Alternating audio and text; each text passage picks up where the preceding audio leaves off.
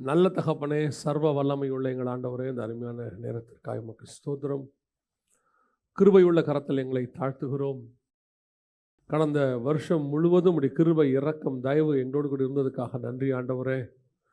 அப்பா, கடந்த வருஷத்தை கண்டவர்கள் எத்தனையோ பேர் இந்த வருஷத்தை பார்க்கவில்லை. எத்தனையோ பேருக்கு இல்லாத ஸ்லாக்கியத்தை நீர் எங்களுக்கு தந்திருக்கிற தயவுக்காக உமக்கு நன்றி. கடந்த வருடம் முழுவதும் கண்ணின் கருவிழியை போல நீர் எங்களை பாதுகாத்திருக்கிறீர் ஆண்டவரே. உள்ளங்கையிலே வரைந்து வைத்து எங்களை பாதுகாத்திருக்கிறீர். உடைய வஸ்திர தொங்கல்களை மூடி எங்களை பாதுகாத்திருக்கிறீர். முன்னும் பின்னுமாக இருந்து பாதுகாத்திருக்கிறீர். அப்பா, கடந்த வருடம் முழுவதும் எங்களுக்கு நல்ல ஆகாரத்தை கொடுத்தீர், உடுக்க உடை கொடுத்தீர், இருக்க இருப்பிடத்தை கொடுத்தீர். நாங்கள் இந்த வருஷத்தை கடக்க தேவையான எல்லாவற்றையும் எங்களுக்கு கட்டளையிட்டீர் ஆண்டவரே. கர்த்தர் செய்த நன்மைகளுக்கு நாங்கள் எண்ணத்தை செலுத்துவோம், ரட்சிப்பின் பாத்திரத்தை கையில் எடுத்துக்கொண்டு உம்மை தொழுது கொள்வோம் என்று சொல்லுகிறபடி ஆண்டவரே, நாங்கள் ஒருமித்து உம்முடைய நாமத்தை தொழுது கொள்ளுகிறோம் ஆண்டவரே. நீ செய்த நன்மைகளுக்கு நாங்கள் செலுத்துகிறோம் அப்பா. ஹல்லேலூயா, நன்றி செலுத்துவோமா. சர்வ வல்லமை உள்ள எங்கள் ஆண்டவரே, இந்த காலை வேளைக்காக உமக்கு ஸ்தோத்திரம். இந்த காலை வேளை உம்முடைய கிருபையோட கரத்தில் தாழ்த்துகிறோம். தேவனாகிய கர்த்தர் எங்களோடு கூட பேசுவீராக. இந்த வருஷத்துக்கு தேவையான வார்த்தைகளை எங்களுக்கு தருவீராக. ஒவ்வொரு நாளும் உடைய மன்னாவினால் எங்களை போஷிக்கிற தேவன் இந்த காலை வேளையிலும் போஷிக்கும்படி நாங்கள் செபிக்கிறோம். மகிமையுள்ள கரத்தில் எங்களை தாழ்த்துகிறோம் எங்கள் ஆண்டவர் இயேசு கிறிஸ்துவின் நாமத்தில் பிதாவே. அல்லேலூயா. 1 ராஜாக்களின் புஸ்தகம் 19ஆம் அதிகாரம் 7ஆம் வசனம். கர்த்தருடைய தூதன் திரும்ப 2ஆம் தரம் வந்து அவனை தட்டி எழுப்பி, எழுந்திருந்து போஜனம் பண்ணு, நீ பண்ண வேண்டிய பிரயாணம் வெகு தூரம் என்றான். இந்த எலியாவுடையதான சம்பவத்தை 2 பகுதியாக நாம் பார்க்கிறோம். இந்த 2ஆம் தரம்ங்கிறது அவனை அந்த இடத்துல 2ஆம் தரம் ஆண்டவர் வந்து என்ன செய்கிறாரு, சாப்பாடு கொடுக்கறத பற்றி இருக்குது. ஆனால் 2 பகுதியாக நாம் பார்க்க முடியும். 1 ராஜாக்கள் 17ஆம் அதிகாரத்திலிருந்து அந்த 19ஆம் அதிகாரம் 4வது வசனம் வரைக்கும் ஒரு பகுதி. அவன் வந்து படுத்து சூரச்செடிக்கு கீழே ஆண்டவரை பார்த்து ஒரு வார்த்தை சொல்கிறான்.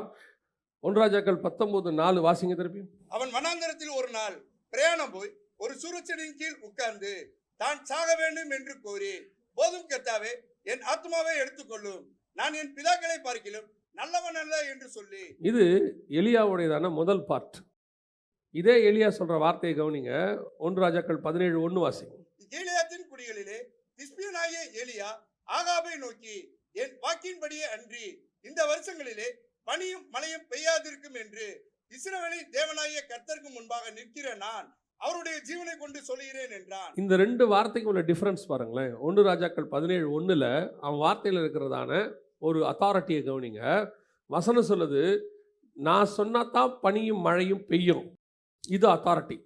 கர்த்தருக்கு முன்பாக நிற்கிற நான் அவருடைய ஜீவனை கொண்டு சொல்லுகிறேன். அதே எலியா தான் 1 ராஜாக்கள் 19:4 சொல்றாரு, போதும் கர்த்தாவே, நான் சாகிறேன் அப்படிங்கிறார். இந்த நிலைமை ஏன் வந்தது? இந்த நிலைமை ஏன் வந்தது? இப்படி ஒரு ஜைஜாண்டிக்கான ஒரு மினிஸ்ட்ரி பண்ணுறவர், அல்லது கர்த்தர் ஜனங்களுக்கு முன்பாக ஒரு சாட்சி. எல்லாரும் எலியாவை கண்டா பயம். ஆகாப்பிலிருந்து ஒபதியா வரைக்கும் எல்லாருக்கும் அப்படி ஒரு பயம். நமக்கு அப்படி ஒரு கனத்தை தான் கர்த்தர் கொடுக்க விரும்புகிறார். முதல்ல நாம் ஒரு விஷயத்தை நல்லா புரிஞ்சுக்கணும். நம்முடைய ஆண்டவர் அவரை தேடுகிறவர்களை ஒரு நாளும் மனுஷர் கண்களுக்கு முன்பாக தலை குனிய வேண்டும் என்று விரும்புகிறதே கிடையாது. ஏன்னா எந்த அப்பாவும் தான் பசங்க அப்படி இருக்கணும்னு நினைக்கவே மாட்டார். எந்த அப்பாவும் நினைக்க மாட்டார். அவரை நோக்கி பார்த்தவர்கள் வெட்கப்பட்டு போனதில்லை. அவ்வளோதான். அவரை நோக்கி பார்க்கணும், வெட்கப்படவே மாட்டாங்க. தலையை நிமிர பண்ணுகிற தேவன் அவர். அப்படி இருக்கிறதா ஆண்டவருக்கு பிடிக்கும். எல்லா அப்பாவுக்குமே தான் பசங்க அப்படி இருக்கணும் தானே பிடிக்கும். தமிழில் கூட சொல்லுவாங்கல்ல, தன் மகனை சான்றோன் என கேட்ட தாய். அப்படி தன் பசங்க நல்லா இருக்கிறத பார்க்குறதா அப்பாவுக்கு அம்மாவுக்கு எல்லாருக்குமே சந்தோஷம். அப்படி தான் ஆண்டவன் நம்மளையும் வைக்க விரும்புகிறார். ஆனால் நடந்தது என்ன? அப்படித்தான் எலியா இருக்கிறார். ஆனால் திடீர்னு பார்த்தா நடுவில் பாருங்க, எல்லாமே பயங்கரமாக இருக்கும். வானத்துலேருந்து அக்கினி இறக்குவார், 400 தீர்க்கதரிசிகளை போட்டு வெட்டி போடுவார். அவர் சொன்னால் எல்லாம் நடக்கும், மழை பெய்யும், எல்லாம் நடக்கும். அப்படி ஒரு ஜைஜாண்டிக்கான ஒரு வாழ்க்கை, ஆவிக்குரிய வாழ்க்கை எல்லாம் இருக்குது. திடீர்னு பார்த்தா வசனம் சொல்லுது, போதும் கர்த்தாவே, நான் சாகிறேன், இதுக்கு மேலே என்னால் முடியாது, என்னை விட்டுருங்க, நான் ஒன்றும் ரொம்ப நல்லவெல்லாம் இல்லை அப்படின்ற சொல்கிற அளவுக்கு அவருடையதான ஒரு ஊழியமோ அல்லது ஆவிக்குரிய வாழ்க்கையோ படுக்கிற நிலைமைக்கு வந்துருச்சு சூரச்செடிக்கு கீழே. எதனால் இப்படி வந்துச்சு அப்படின்னு தான் பார்க்கணும். பார்க்கறதுக்கு சும்மா சாதாரணமாக ஒரு வசனம் இருக்கும். என்னென்னா, இந்த வசனத்தை அவன் தெரிந்த போது, அதாவது ஏசபேல் ஆள் அனுப்பி சொல்கிறாங்க, 2வது வசனம் அந்த 19 சொல்கிறாங்க, நாளைக்கு இந்நேரம் 24 ஹவர்ஸ்க்குள்ளே உன் தலையை நான் எடுத்துருவேன் அப்படின்னு சொல்கிறாங்க. இந்த விஷயத்தை கேட்கறதுக்கு சாதாரணமாக இருக்குது நமக்கு. அம்மா ஏசபேல் சொல்லிட்டாங்க, அதனால தான் எலியா அப்படி பயந்துட்டாரு அப்படின்னு சொல்லி. ஆனால் கொஞ்சம் கவனிச்சு பாருங்க, அதுக்கு முன்னாடி தான் 400 தீர்க்கதரிசிகளை பண்ணியிருக்கிறாரு. என்ன பண்ணியிருக்கிறாரு? கீகோசோன் ஆற்றங்கரையில் கொண்டு போய் அங்கே அவர்களை வெட்டி போட்டான்னு. அது மட்டும் இல்லை, ராஜாவையே சொல்கிறான், ராஜாவை பார்த்து சொல்கிறான், எழுந்திரிச்சு போ, சாப்பிடு, அதான் வா போ, அவ்வளோதான். ராஜாவை நான் வர சொன்னேன்னு போய் சொல்லுங்கிறான் ராஜாவை. இன்னொரு இடத்துல சொல்கிறான், நீ போய் சாப்பிடு, சீக்கிரம் வண்டி எடுத்துட்டு வீட்டுக்கு போன்றான், ரதத்தை பூட்டி கொண்டு வீட்டுக்கு போ, மழை வரப்போகுதுங்கிறான். இப்படி நல்லா கவனிச்சு பார்த்தீங்கன்னா, ஒரு ஜைஜான்டிக்காக இருந்ததான எலியா ஒரு ஏசபேல் சொன்ன வார்த்தை, அதுவும் அந்தம்மா நேராக கூட வந்து சொல்லலை. வசனம் சொல்லுது, ஆள் அனுப்பி, அப்பொழுது ஏசபேல் எலியாவிடத்துக்கு ஆள் அனுப்பி நாளைக்கு இந்நேரம் அப்படின்றாங்க. அப்படின்னா என்ன அர்த்தம்? ஒரு ஆள் அனுப்பி சொன்ன ஒரு விஷயத்தை கேட்ட உடனே எலியாவுக்கு உடனே ஆண்டவர்கிட்ட போயிட்டாரு, ஆண்டவரே இதுக்கு மேலே முடியாது, சாகுறேன். அப்போது ஒரு அப்படியே ஒரு டெம்பரேச்சரில் மேலே இருந்தது, அட்டஸ்டச்சு கீழே இறங்கிருச்சு, அப்படியே ஜீரோக்கு வருது. இது ஒரு நாள் ப்ராசஸா? திடீர்னு அப்படி நடந்துச்சா? கேட்ட உடனே அப்படி ஆச்சா? அப்படின்னா இல்லை. எலியாவுடையதான மிக முக்கியமான சில டிரான்ஸ்ஃபர்மேஷன். அதாவது இங்கே 1 ராஜாக்கள் 17:1 இருந்த எலியா இந்த 1 ராஜாக்கள் 19:4 சில காரியங்கள் அவர் லைஃப்பில் நடக்குது. அது அப்படியே அவருடைய ஸ்பிரிச்சுவல் லைஃப்பை எப்படி அப்படியே மாற்றிக்கிட்டு வருதுங்கிறத நம்ம பார்க்க போகிறோம். நம்மளை அறியாமலேயே நம்முடைய வாழ்க்கையில், ஆவிக்குரிய வாழ்க்கையில் இது நடக்கும். கர்த்தர் உங்களுக்கும் எனக்கும் ஒரு பிரதானமான திட்டம் தான் வச்சிருக்கிறார். எலியாங்கிற ஒரு மகா பெரிய திட்டம். எங்கேருந்து வந்தால் எங்கே ஏறி போனான் தெரியாது. இவனை பற்றி இயேசுவே ரெஃபரன்ஸ் கொடுக்குறார். அப்படி ஒரு தீர்க்கதரிசி. அதுவும் எலியாவை பற்றினதான விஷயங்கள்லாம் கேட்டிங்கன்னா சும்மா ஒரு 2-3 அதிகாரம் தான் வருவார். 17ஆம் அதிகாரம், 18ஆம் அதிகாரம், 19ஆம் அதிகாரம் விட்டாச்சுன்னா 21 வருவார். அடுத்து 2 ராஜாக்களில் ஏறி போயிடுவார். ஒரு மிஞ்சி போச்சுன்னா ஒரு 10 அதிகாரத்துக்குள்ளே தான் இருப்பார். ஆனால் அவர் செஞ்ச விஷயம் அப்படியே இன்னைய வரைக்கும் எலியா தீர்க்கதரிசி வருவா அப்படின்னு வெயிட் பண்ணுறது இருக்குது. அப்படி ஒரு ஜைஜாண்டிக்கான ஒரு மினிஸ்ட்ரி. ஏன் இப்படி மேலேருந்து இந்த போதும் கர்த்தாவேங்கிற இடத்துக்கு வருது, சோர்ந்து போகிற நிலைமைக்கு வருது அப்படின்னா, இது நாட் ஒன்லி மினிஸ்ட்ரி, திருப்பியும் சொல்கிறேன், இது வெறும் ஊழியத்துக்கு மட்டும் பொருந்துகிற விஷயம் அல்ல, ஆவிக்குரிய வாழ்க்கைக்கும் பொருந்தும், நம்ம அன்றாட வாழ்க்கைக்கும் பொருந்தும். நல்ல ஸ்பிரிச்சுவலாக இருப்போம், நல்ல கர்த்தருக்கு முன்பாக வைராக்கியமாக நிற்போம், குடும்பம் நல்லா இருக்கும். ஆனால் திடீர்னு பார்த்தீங்கன்னா ஒரு இடத்துல போதும், இதெல்லாம் முடிச்சிருவோம், இதோட சாகுற ஆண்டவரே அப்படிங்கிற இடத்துக்கு ஸ்பிரிச்சுவல் லைஃப் கூட வரும். நான் குவிட் பண்ணிக்கிறேன் அப்படிங்கிற இடத்துக்கு. எதனால் இப்படி ஒரு சிச்சுவேஷன் வந்துச்சு? அதுதான் ஃபஸ்ட் பார்ட். அதை நம்ம பார்த்துடணும். எதனால் அப்படின்னு கேட்டிங்கன்னா, இப்போ நம்ம பார்க்க போகிற விஷயங்களாம் கவனிங்க. அது நம்ம லைஃப்பில் கிராஸ் பண்ணுற விஷயமா இருக்கும். ஆனால் இதுதான் அதுக்கு ரீசன்னு நமக்கு தெரிஞ்சிருக்காது. முதலாவதாக 1 ராஜாக்களின் புஸ்தகம் 17ஆம் அதிகாரம் 21வது வசன வாசி. அந்த பிள்ளையின் மேல் 3 தரம் குப்புற விழுந்து, என் தேவனாகிய கர்த்தாவே, இந்த பிள்ளையின் ஆத்துமா அவனுக்குள் திரும்பி வர பண்ணும் என்று கர்த்தரை நோக்கி விண்ணப்பம் பண்ணினான். இப்போ இவன் ஒரு வீட்டுக்கு ஆண்டவர் அனுப்புறாரு. கேரி தாற்றங்கரையில் இவர் சொல்லி தான் போய் தங்குறாரு. ஆண்டவர் சொல்லி அங்கே விஷயம் நடக்குது. அங்கேருந்து சாரிபாத் விதவையின் வீட்டுக்கு ஆண்டவர் போக சொல்கிறாரு. இவர் வந்துட்டார். ஆனால் இங்கே நடக்கிற விஷயந்தான் ரொம்ப இம்பார்ட்டண்ட். இங்கே என்னங்க நடந்துச்சு? எலியா உயிரோடு தானே எழுப்புனாரு அப்படின்னு கேட்டிங்கன்னா, அதுக்கு 20வது வசனம் வாசிங்க பாப்போம். என் தேவனாகிய கர்த்தாவே, நான் தங்கி இருக்க இடம் கொடுத்த இந்த விதவையின் மகனை சாக பண்ணினதினால். திருப்பி வாசிங்க பாப்போம். அதை என் தேவனாகிய கர்த்தாவே, நான் தங்கி இருக்க இடம் கொடுத்த. இப்போ எலியாவுக்கு இவங்க இடம் கொடுத்தாங்களா? இல்லைனா 9வது வசனம் வாசிங்க. உன்னை பராமரிக்கும்படி இப்போ இடம் இவருக்கு கொடுத்தது கர்த்தரா அந்த வீட்டுக்காரங்களா? கொடுத்தது கர்த்தர். ஆண்டவருடையதான திட்டத்துக்குள்ள இப்போ அந்த அம்மா இருக்கிறாங்க. 2வது, அடுத்து பராமரிச்சாங்க, இவரை பராமரிக்கிறாங்கன்னு இவர் சொல்றாரு. ஆனால் அந்த வீட்டில் இருக்கிற மாவும் எண்ணெயும் குறைவுபடாமல் இருக்கிறதுக்கு யார் காரணம்? எலியா தான் அங்கே பராமரிக்கிறாரு. கர்த்தர் எலியாவை கொண்டு அந்த வீட்டை பராமரிச்சுக்கிட்டு இருக்கிறார். அந்த வீட்டில் இருந்ததே ஒரே ஒரு அடை சொல்கிறதுக்கு அளவு தான் இருந்துச்சு. அன்னைக்கு அவங்க சாவர பிளானில் இருக்கிறாங்க. எலியா அந்த வீட்டுக்கு போகிறார். எலியா அந்த வீட்டுக்கு போன பிறகு அந்த வீட்டுக்குள்ளே இருக்கிற பிரச்சனை மாறுது. கர்த்தர் ஆப்பர்ச்சுனிட்டி கொடுக்குறாரு. யாருக்கு ஆப்பர்ச்சுனிட்டி கொடுக்குறாரு? அந்த வீட்டாருக்கு ஆப்பர்ச்சுனிட்டி கொடுக்குறாரு. யாரை வச்சு பார்க்கறதுக்கு? எலியா. ஏன்னா எலியா வந்தாதான் அந்த வீடே ஆசீர்வதிக்கப்படும். எலியாவின் நிமித்தம் தான் அங்கே மாவு, எலியாவின் நிமித்தம் தான் எண்ணெய். இந்த வீட்டுக்கு எண்ணெயும் மாவு வந்தது காரணமே எலியா தான். எலியா இல்லாட்டி அது கிடச்சிருக்காது. ஆனால் இப்போ எலியா என்ன சொல்கிறாரு 20ஆம் வசனத்தில்? என் தேவனாகிய கர்த்தாவே, நான் தங்கி இருக்க இடம் கொடுத்த இந்த விதவையின் மகனை சாக பண்ணினதினால் அவளுக்கு துக்கத்தை வருவித்தீரோ. இப்போ எலியாவுடைய ஸ்டேட்மெண்ட்டே மாறுது. என்ன ஸ்டேட்மெண்ட்? பல நேரங்களிலே கர்த்தர் உங்களை நடத்துகிறார் என்கிறதான நிலை மாறி மனுஷர்கள் நம்மை நடத்துகிறாங்கன்ற இடத்துக்கு வருவோம். இங்கே நடக்கிறது எல்லாமே ஸ்பிரிச்சுவல் வார்ஃபேர். அதான் நீங்கள் நல்லா புரிஞ்சுக்கணும். கர்த்தர் நமக்கு நிறைய காரியங்களை செய்கிறார், அதற்கு மனுஷர்களை தான் பயன்படுத்துகிறார். வேற வழியே இல்லை. மனுஷர் தயவு கண்டிப்பாக வேணும். ஆனால் எந்த இடத்திலும் அந்த மகிமையை கர்த்தர் ஒரு நாளும் விட்டு கொடுக்க மாட்டார். அது கர்த்தர் செய்யறது. ஆனால் அந்த மனுஷனை ஆண்டவர் யூஸ் பண்ணுவார். இங்கே என்ன நடக்குதுன்னு கேட்டிங்கன்னா, இவர் அந்த வீட்டோட கிட்டத்தட்ட 3.5 வருஷம் இருக்கிறார். சில நாள் தான் கேரி தாற்றங்கரையில் இருக்கிறார். அந்த வசனம் சொல்லுது சில நாள் கழித்து அப்படின்னு இருக்கு. 1 ராஜாக்கள் 17ஆம் அதிகாரத்தில் 7வது வசன வாசி. சில நாளுக்கு பின்பு அந்த ஆறு வற்றி போயிட்டு. ஆனால் பஞ்சம் 3.5 வருஷம், 3 வருஷத்துக்கு மேலே பஞ்சம் இருக்குது சில நாளைகளுக்குள்ளு. அப்போ ஏறக்குறைய 3 வருஷத்துக்கு மேலே அந்த வீட்டில் இருந்துட்டார். அந்த வீட்டில் இருக்க இருக்க இருக்க இப்போ எலியாவுக்கு அந்த வீடு கேஷுவல் ஆகிடுது. எலியாவுக்கு ஸ்பிரிச்சுவல் அந்த அட்டென்ஷன் அங்கே போயிடுச்சு. அவங்களுக்குள்ள அந்த ஸ்பிரிச்சுவல் பாண்டு போய் நார்மல் ஆயிட்டார். அந்த வீட்டோட நார்மல் ஆயிட்டார். நார்மல் ஆக ஆக என்ன ஆகுதுன்னு கேட்டிங்கன்னா, அந்த வீட்டில் ஒரு பிரச்சனை இருக்குது. அந்த பிரச்சனை என்னங்கிறதே எலியாவுக்கு தெரியல. இப்போ அந்த அளவுக்கு எலியாவுக்கும் தேவனுக்குமான கனெக்ஷன் அங்கே குறையுது. எப்படி நான் சொல்கிறேன் பாருங்க, வாசிங்க 18வது வசனம் வாசிங்க. 17-18. அப்பொழுது அவர் எலியாவை நோக்கி, தேவனுடைய மனுஷனே, எனக்கும் உமக்கும் என்ன? என் அக்கிரமத்தை நினைக்க பண்ணவும் என் குமாரனை சாக பண்ணுவுமா என்னிடத்தில் வந்தீர் என்றார். யோசிச்சு பாருங்க, இவன் வரத்துக்கு முன்னாடி அவங்க சாக நிலைமையில் தான் இருக்கிறாங்க. வரத்துக்கு முன்னாடி சாக நிலைமையில் இருக்கிறாங்க. எலியா வந்து தான் அவங்க உயிரோடவே இருக்கிறாங்க.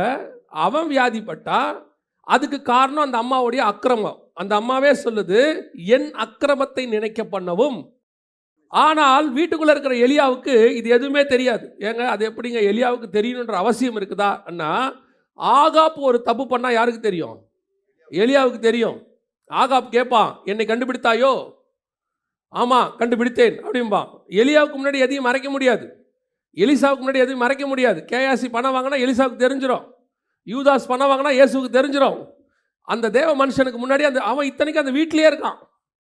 அப்படி இருக்கிற அந்த வீட்டில் இருக்கிற பிரச்சனை, வியாதி நாள் பட்டுக்கிட்டே இருக்குது. 17வது வசனம் சொல்லுது, அந்த வியாதி இவள் நடந்த பின்பு வீட்டுக்கரையாக அந்த ஸ்திரீயின் மகன் வியாதியில் விழுந்தான். அவனுடைய சுவாசம் போக மட்டும் அவனுடைய வியாதி அதிகரித்து கொண்டே இருக்கு. ஆனால் எங்கே இருக்கார்? யார் இருக்கா வீட்டுக்குள்ள? எலியா இருந்துகிட்டே இருக்கிறார். எலியா இருக்கிற வீட்டுக்குள்ள தான் இவ்வளவு நடக்குது. அப்போ இதுக்கு பின்னாடி என்ன நடக்குது? ஏதோ ஒரு ஸ்பிரிச்சுவல் வார்ஃபேரா? அதெல்லாம் இல்லை. அந்த வீட்டில் நடக்கிற ஒரு சாதாரண சம்பவம் அது. அந்த வீட்டில் உள்ள ஒரு பையனுக்கு வியாதி அதிகரிச்சுக்கிட்டே போகுது. ஆனால் எலியா வீட்டுக்குள்ளே தான் இருக்கிறார். சாகர இடத்துக்கு வந்துருச்சு, எலியா வீட்டுக்குள்ளே தான் இருக்கிறார். இந்த அம்மா சொல்லுது, இந்த வியாதி காரணம் என் அக்கிரமம் தான், என் அக்கிரமத்தை நினைக்க பண்ணவும். அடுத்து, என் பிள்ளையை சாகடிக்கிறதுக்கு நீ வந்தியான்னு கேட்குது. இவ்வளவு சொல்லியும் எலியாக்குள்ளே என்ன வரல? ஃபயர் வரல. இதே மாதிரி வேற யாராவது சொல்லியிருந்தா எலியா கொண்டு இருப்பார், அக்கினி இறங்கியிருக்கோம். ஆனால் ஒரு 3 வருஷம் அந்த வீட்டுக்குள்ளே இருக்க இருக்க இருக்க இருக்க இப்போ அந்த வீட்டில் எலியாங்கிறவர் போயிட்டாரு. யார் போயிட்டாரு? அந்த எலியாங்கிற ஜைஜாண்டிக் உருவம் போயிருச்சு, அந்த அபிஷேகம் போயிருச்சு. இப்போ எங்கள் வீட்டில் ஒரு ஊழியக்காரர் இருக்கிறார். பல நேரங்களில் இது நம்ம ஆவிக்குரிய வாழ்க்கையில் நடக்கும். கர்த்தர் உங்களை ஒரு விசேஷித்த காரியத்துக்காக அபிஷேகம் பண்ணியிருப்பார். உங்களுக்குன்னு கர்த்தர் சில காரியங்களை வச்சிருப்பார், சில வரங்கள் கொடுத்திருப்பார், அல்லது உங்களை சில விசேஷமான அழைப்பில் வச்சிருப்பார். நாம் அதை எல்லாருக்கிட்டையும் காட்டிக்கிட்டே இருப்போம். எல்லா பக்கமும் கர்த்தர் எடுத்து பயன்படுத்திக்கிட்டே இருப்பார். ஆனால் எங்கே பிரச்சனை வரும் தெரியுமா? நாம் ஒரு சிலர்கிட்ட நம்மளை கேஷுவல் ஆக்குவோம். அப்படியே அவங்களோட ஜாலியாக பேசுவோம், நடக்கும், எல்லாம் போகும். ஆக ஆக ஆக அவர்கள் மத்தியில் நீங்கள் ஊழியக்காரர் என்கிறதான ஸ்தானம் போகும். அந்த அபிஷேகம் குறையும். அவர்களோடு கூட நீங்கள் உட்கார்ந்து நல்லா மிங்கிலாவீங்க பாருங்க, அவன் தோல் மேலே கைப்படுற அளவுக்கு ஆயிடுவான். அங்கே தான் பிரச்சனையே இருக்குது. நான் வெளிநாட்டில் போகும்போது சில இடங்களெல்லாம் பார்த்தீங்கன்னா அந்த ஊழியக்காரருக்குரிய ஸ்தானத்தை அவங்க கொடுக்க மாட்டாங்க. அதை கேஷுவலாக எடுத்துப்பாங்க. அதை அவங்க ரொம்ப கேஷுவலாக எடுத்துப்பாங்க. அது தப்பு இல்லைன்னு சொல்லுவாங்க. ஆனால் நல்லா புரிஞ்சுக்கோங்க, நம்ம எவ்வளோ தான் இருந்தாலும் அந்த ஊழியக்காரனுக்கு அந்த அபிஷேகத்துக்குன்னு ஒரு ஸ்தானம் இருக்குது. அதுக்குரிய மரியாதையை நீங்கள் கொடுத்து தான் ஆகணும். அதை விட முக்கியம், உங்களுக்கு இருக்கிற அந்த அபிஷேகத்தை நீங்க தான் காப்பாற்றணும். பல நேரத்தில் நாம என்ன பண்ணுவோம்னா, எல்லாருக்கிட்டையும் இருப்போம், ஒரு சிலர்கிட்ட போயிட்டு நம்மளை என்ன ஆக்கிடுவோம்னா அப்படியே சாதாரணமாக ஆக்கிடுவோம். இப்போ நல்லா கவனிச்சு பார்த்தீங்கன்னா ஒரு சம்பவம் இருக்கும். அங்கே தான் இயேசு கரெக்டாக அப்படி பின் பாயிண்ட் அடிப்பார். அதான் இயேசுக்கிட்ட இருந்த ஸ்பெஷாலிட்டி. இப்போது ஒரு விஷயத்தில் பேதுரு வந்து சொல்கிறாரு, பரலோகம் தான் இதை வெளிப்படுத்துச்சுன்னு. ஆண்டவர் சொல்கிறாரு, இதை நீ ரத்தம் மாம்சம் வெளிப்படுத்தலை, பரலோகம் தான் வெளிப்படுத்துது. சொன்ன உடனே இப்போது இயேசு அடுத்து தான் பாடுபட போகிறதையும் சிலுவைக்கு போகிறதையும் பற்றி பேசுகிறார். பேசின உடனே மத்தேயு 16:22 வாசிங்க. தனியே அழைத்து கொண்டு போய், ஆண்டவரே இது உமக்கு நேரிடக்கூடாது. யாரை யார் கடிந்து கொள்வது? இப்போ இயேசு ஏதாவது தப்பாக பேசினாரா? இயேசு நடக்க போகிற விஷயத்த ப்ராஃபட்டிக்கலாக பேசிகிட்டு இருக்கிறார். இப்போ இவர் அவரை பார்த்து ஒரு கனமான வார்த்தை சொல்லிட்டார், உனக்கு பரலோகம் வெளிப்படுத்திருச்சுன்னு. இமிடியேட்டாக பேதுருக்கு என்ன வந்துருச்சுன்னு கேட்டிங்கன்னா, 2 கொம்பு தானாக முளைச்சிருச்சு. இப்போ ஆண்டவர் அடுத்த சில தீர்க்கதரிசனம் பேசும்போது வசனம், பேதுரு இயேசுவை தனியே அழைத்து கொண்டு போய் கடிந்து கொள்ள தொடங்கினான். இதான் ரொம்ப இம்பார்ட்டன்ட். அவரோ திரும்பி, அப்படின்னா என்ன அர்த்தம் தெரியுமா? எப்படி தள்ளிட்டு போயிருக்கான் தெரியுமா? அல்லது பின்னாடி முதுகில் வச்சு தள்ளிட்டு போயிருக்கான். தனியே அழைத்து கொண்டு போய், வாங்க வாங்க அப்படின்னு கூட்டிகிட்டு போய், என்ன பேசிகிட்டு இருக்கீங்க? சிலுவைக்கு போகிறேன், சாவ போடுறேன் அப்படின்லாம் பேசிகிட்டு இருக்கிறீங்க அப்படின்னு உடனே இயேசு சொல்கிறாரு. திரும்பி பார்த்து, இயேசு நம்மள மாதிரி விளையாட்டாக ஒரு ஆளை சாத்தான்லாம் சொல்ல மாட்டார். அவர் வாயிலேருந்து வந்தால் அது சாத்தான் தான். இப்போ அங்கேருந்து கிரியை செய்கிறது யார்? அது ஒரு பக்கம் இருக்கட்டும். இங்கே புரிஞ்சிக்க வேண்டிய விஷயம், கனப்படுத்த வேண்டிய இடத்துல இயேசு என்ன பண்ணுறாரு? அவனை கனப்படுத்துறாரு. தன் அபிஷேகத்தை காக்க வேண்டிய இடத்தில் மிகச்சரியாக அதை பாதுகாக்கிறார். நிறைய பேர்கிட்ட இதான் இங்கே பிரச்சனையே. கர்த்தர் உங்களுக்கு ஒரு விசேஷித்த அபிஷேகத்தை கொடுத்துருப்பார், கர்த்தர் ஒரு அழைப்பை கொடுத்துருப்பாரு, அல்லது உங்களுக்குன்னு ஒரு கனம் கொடுத்துருப்பாரு. அது எந்த கனமானா இருக்கட்டும், அந்த கனத்தை பாதுகாக்க வேண்டிய பொறுப்பு உங்ககிட்ட தான் இருக்குது. முதல்ல உங்க அபிஷேகத்துக்கு நீங்க கனப்படுத்தினா தான் அடுத்தவங்க அதை கனப்படுத்துவாங்க.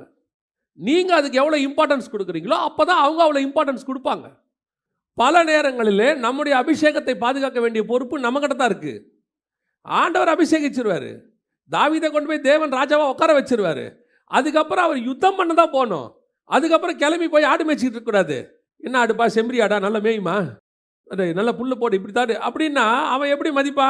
தாவீது இன்னும் மாறலடா, வாடா தாவீதும்பான். ராஜான்றது போயிடும். தேவன் அவரை ராஜாம்பாரு, இவன் என்ன சொல்லுவான்? வாடா தாவீதும்பான். அந்த அந்த அபிஷேகத்தை பாதுகாக்க வேண்டிய பொறுப்பு நம்ம கையில் இருக்கு. இப்போ எலியா அந்த வீட்டில் 3 வருஷம் இருக்கிறார். இருக்க அந்த அம்மா அவ்வளோ அசால்ட்டா, ஆகாப்பு பயப்படுறான். நீங்க பாருங்க, ஒபதியா என்ன வார்த்தை சொல்றா பாருங்க அவனை பார்த்து.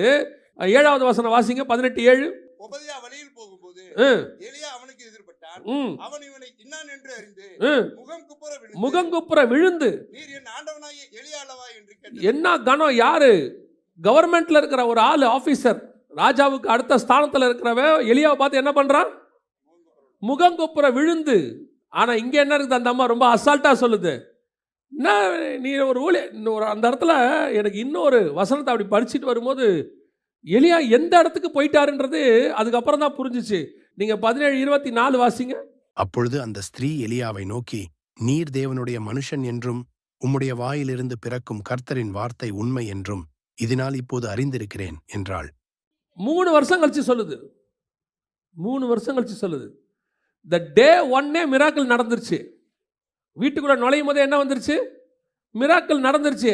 மாவும் எண்ணெயும் குறைவுபடாமல் இருக்கு, பானையில் மாவு குறையில. 3 வருஷம் சாப்பிட்டுக்கிட்டு இருக்க அந்த அம்மா உட்காந்து. ஆனால் அந்த அம்மா சொல்லுது 3 வருஷம் கழிச்சு, இந்த பையனை உயிரோடு கூட எழுப்பி கொடுத்தீங்கல்ல, இப்பொழுது உண்மை நான் தேவனுடைய ஊழியக்காரன் என்று தெரிந்து கொள்ளுகிறேன். அப்போ இத்தனை வருஷம் அந்த அம்மாவுக்கு என்ன இருந்திருக்கு? அந்த ஊழியக்காரங்கிற கனமே இல்லாமல் இருந்திருக்கு. ஏன் இப்படி நடந்தது? இப்படி நடக்கிறதுக்கு என்ன காரணம் அப்படின்னா, அந்த வீட்டுக்குள்ள போன பிறகு அந்த ஆகாப்புக்கு முன்னாடி நிற்கக்கூடியதான அந்த அத்தாரிட்டி, ஒபதியாவுக்கு முன்னாடி நிற்கக்கூடிய அத்தாரிட்டி இங்கே குறைஞ்சிருச்சு கொஞ்சம். இங்கே அது போயிருச்சு. சில நேரத்தில் நாம தான் அந்த தப்பு பண்ணுறோம். ஒரு இடத்துல உங்களை உட்கார வச்சிருக்கிறாருன்னா ஒரு இடத்துல செய்யின்னு தான் சொல்லணும். நம்ம தம்பி முடியுமாங்கிறது ஆப்ளிகேஷன். ஒரு இடத்துல போயிட்டு முடியுமான்னு கேட்கறது அத்தாரிட்டிங்கிறது, செய்யுங்கிறது. அந்த அத்தாரிட்டியை கையில் எடுக்க வேண்டிய பொறுப்பு யாருக்கிட்ட இருக்குது? முதல்ல நம்மகிட்ட தான் இருக்கு. சில நேரங்களில் உங்களுடைய அத்தாரிட்டியை நீங்கள் விட்டுட்டு அதுக்கப்புறம் என்ன ஆண்டவரே இவர்கள் என்னை மதிக்கவே மாட்டேங்கிறாங்கன்னு ஆண்டவர் சொல்றார். முதல்ல நீ மதிரா, உன்னை உனக்கு கொடுத்த அபிஷேகத்தை நீங்கள் மதிங்க, கர்த்தர் உங்களுக்கு கொடுத்த கனத்தை நீங்கள் மதிங்க. அப்போ தானே கர்த்தர் அதுக்கப்புறம் இன்னொருத்தங்கிட்ட கனத்தை உண்டாக்குவார். இங்கே என்ன நடக்குதுன்னா, பெரும்பாலும் எலியா பார்த்து அந்த அம்மா சொல்லுது, இப்போ தான் நீ ஊழியக்காரன்னு எனக்கு தெரியுது அப்படிங்குது. 3 வருஷம் கழிச்சு, 3 வருஷம் எலியா வீட்டில் இருந்திருக்கிறாரு. இப்போ யோசிச்சு பாருங்க, நம்ம வீட்டில் எலியா இருந்தால் நம்ம என்ன ஆகும்? ஆனால் இதை கேஷுவல் ஆகாமல் 3.5 வருஷம் கரெக்டாக மெயின்டைன் பண்ண ஆள் யாருன்னா நம்முடைய ஆண்டவராக இயேசு கிறிஸ்து. அந்த கனத்தை நிறுத்திட்டே இருப்பார். தேவனுடைய குமாரனுங்கிறத நிறுத்திட்டே இருப்பார். அதுக்காக அவர் அன்பு இல்லாதவர், அரகண்ட்டு, சர்வாதிகாரி அதெல்லாம் கிடையாது. அது என் ஸ்தானம், என் ஸ்தானத்துக்கு நான் ஒரு மரியாதை கொடுக்குறேன். அதை கர்த்தரின் அபிஷேகம் பண்ணியிருக்கிறாரு. அதுதான் இங்கே இருந்த எலியா கிட்ட ஃபர்ஸ்ட் ப்ராட். அந்த அந்த அது பிரேக் ஆகுறது அங்கே தான் பிரேக் ஆகுது. அந்த அந்த அவர் எந்த இடத்துல நான் போய் சாகுறேன்னாருன்னா, அந்த தைரியம் இந்த இடத்துல அப்படியே கொஞ்சம் குறைஞ்சிருச்சு. அத்தாரிட்டி இது குறைஞ்சுதா? 2வது வாசிங்க, 1 ராஜாக்களின் புஸ்தகம் 18ஆம் அதிகாரம் 1வது வசனம் வாசி. அநேக நாள் சென்று 3 வருஷம் ஆகையில் கர்த்தருடைய வார்த்தை எலியாவுக்கு உண்டாகி, நீ போய் ஆகாபுக்கு உன்னை காண்பி, நான் தேசத்தின் மேல் மலையை கட்டளையிடுவேன் என்றார். இப்போ கர்த்தர் என்ன சொன்னாரு? ஆகாபுக்கு உன்னை காண்பி. 7வது வசனம், ஒபதியா வழியில் போகும்போது கர்த்தர் யாரை பார்க்க சொன்னாரு? ஆகாபை தான் பார்க்க சொன்னார். இவர் யாரை பார்த்தாரு? ஒபதியாவை பார்த்தார். இப்போ நீங்கள் இதை பார்க்கும்போது என்ன நினைக்கலாம் தெரியுமா? சாதாரணமாக எப்படி இருக்குன்னு தெரியுமா? என்னங்க, போகிற வழியில் ஒபதியா வந்துட்டார். ஏன் இவர் ஆகாப்பை போய் பார்க்கறதுக்கு முன்னாடி நடுவில் ஒபதியா வந்துட்டார்? இதில் என்னங்க தப்பு இருக்குது அப்படின்னு கேட்டிங்கன்னா, ஆக்சுவலாக எலியா ராங் ரூட்டு. எலியா வாசிங்க, 5வது வசனம் வாசிங்க. ஆகாப் ஒபதியாவை பார்த்து, நீ தேசத்தில் இருக்கிற எல்லா நீரூற்றுகளிடத்திலும் எல்லா ஆறுகளிடத்திலும் போ. நாம் சகல மிருக ஜீவன்களையும் சாகக் கொடாமல் குதிரைகளையும் கோவேறு கழுதைகளையுமாவது உயிரோடே காப்பாற்றும்படிக்கு நமக்கு புல் அகப்படுமா என்று பார் என்றான். நல்லா கவனிங்க. அப்படியே தேசத்தை சுற்றி பார்க்கும்படி அதை 2 பேரும் பிரிச்சுக்கிட்டாங்க. நீ இந்த பக்கம் போ, நான் அந்த பக்கம் போகிறேன். நான் ஒரு சைடு ஃபுல்லாக சுற்றி பார்த்துட்டு வரேன், நீ ஒரு பக்கம் ஃபுல்லாக என்ன செய்ய, சுற்றி பார்த்துட்டு வா. இப்போ கர்த்தர் யாரை பார்க்க சொன்னார்? அப்போ எலியா எந்த சைடு போயிருக்கணும்? ஆகா போன சைடு போயிருக்கணும். நான் சொல்கிறது உங்களுக்கு புரியுதா? எலியாவுக்கு தெரியுமே யார் எங்கே வராங்க எங்கே போகிறாங்கன்னு. யாருக்கு தெரியும்? கர்த்தர் கொண்டு போய் விடுவாரே அவனை, அந்த வழியை கர்த்தர் காட்டுவாரே. எலியாவுக்கு எந்த இடத்துல போய் என்ன பண்ணணுன்றது தெரியுமே. இப்போ எலிசாவை பாருனா நேராக எலிசா போய் பார்த்தாரா இல்லையா? சாரி பார்த்து விதவி வீட்டுக்கு போனால் நேராக போனாரா இல்லையா? ஏன் ஆகாப்பை மட்டும் ராங் ரூட்டில் போகிறாரு? இங்கேயே எலியா ரூட்டை மாற்றிட்டார். இவர் ஆகாப்புக்கு உன்னை காண்பினோன்னு ஆகா போகிற ரூட்டில் இவர் போகல. இவர் யார் போகிற ரூட்டில் போகிறாரு? ஒபதியா போகிற ரூட்டில் போகிறார். ஒபதியா போகிற ரூட்டில் போனால் என்னங்க பிரச்சனை? ஒபதியா யார்? நீதிமான் தானே, தீர்க்கதரிசிகளை 50 பேரை வச்சு பத்திரமா பாதுகாக்கிறவன் தானே, நல்ல மனுஷன் தானே, விசுவாசி தானே. அவனை பார்த்ததில் என்னங்க தப்பு இருக்குது அப்படின்னு கேட்டிங்கன்னா, இவர் ராங் ரூட்டில் போனதுனால்தான் ஒபதியா ஒரு விதையை போட்டு விட்டான். என்ன விதை போட்டான் பாருங்க, வாசிங்க 13வது வசனம். யேசபேல் கர்த்தரின் தீர்க்கதரிசிகளை கொண்டு போகிற போது, நான் கர்த்தருடைய தீர்க்கதரிசிகளில் 100 பேரை ஒவ்வொரு கெபியிலே 50 பேராக ஒழித்து வைத்து அவர்களுக்கு அப்பமும் தண்ணீரும் கொடுத்து பராமரித்து வந்த என்னுடைய செய்தியை என் ஆண்டவனுக்கு அறிவிக்கப்படவில்லையோ? இப்போ ராங் நியூஸ் கிடைக்குது இவருக்கு. என்ன நியூஸ் கிடைக்குது? Wrong news. அது என்னங்க ராங் நியூஸ்? அவர் உண்மையை தானே சொன்னார். இது இவருக்கு தேவையில்லாத செய்தி. இவர் பார்க்க போனது யாரை? ஆகாப்பை பற்றி மழை வரப்போகுதுன்னு சொல்ல போகிறாரு. மழை பெய்ய போகுது, இதுதான் விஷயமே. இப்போ இவர் தேவையில்லாத ரூட்டில் போக ஒபதியாவை பார்க்க ஒபதியா ஒரு நியூஸை போட்டு வைக்கிறாரு. என்னன்னா, கெபியில் 50 பேருக்காக சாப்பாடு கொடுக்குறோம், அங்கே போயிட்டா 50 பேர் 100 தீர்க்கதரிசி சேஃபாக இருக்கிறாங்க, அவங்களுக்கு சாப்பாடு தண்ணியும் கொடுத்துட்டு இருக்கிறோம். இதுதான் எலியாவை கொண்டு போய் எங்கே நிறுத்துகிறதுனா 1 ராஜாக்கள் 19ல் 9வது வசனம். அங்கே அவன் ஒரு கெபிக்குள் போய் தங்கினான்.